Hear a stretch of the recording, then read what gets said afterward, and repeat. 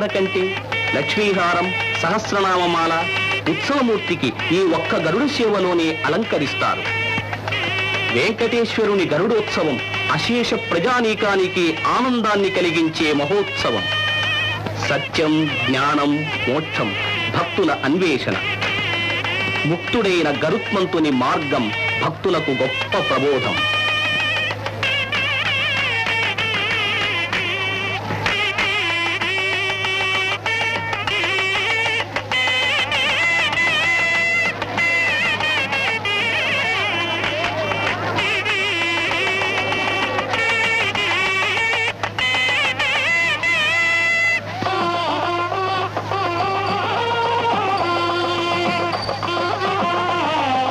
రథోత్సవం. తిరుమల స్వామి తేరుపై ఊరేగుతున్నాడు.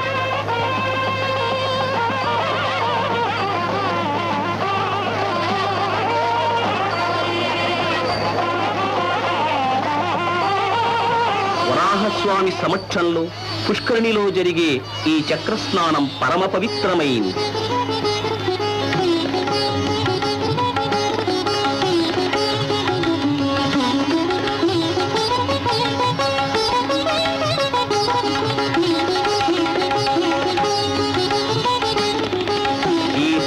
సుదర్శన చక్ర నిమజ్జనంతో బ్రహ్మోత్సవం పరిసమాప్తమవుతుంది.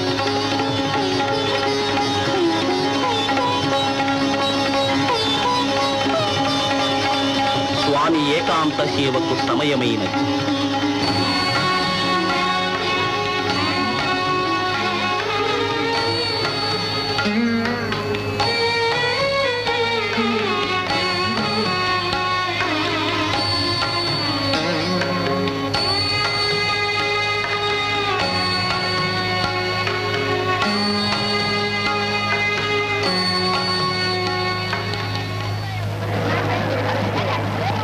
ఇది అంతము కాదు,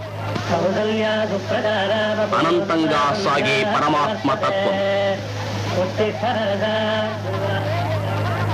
ఈ తత్వాన్ని సాధించే భక్తుల అనంత అన్వేషణ.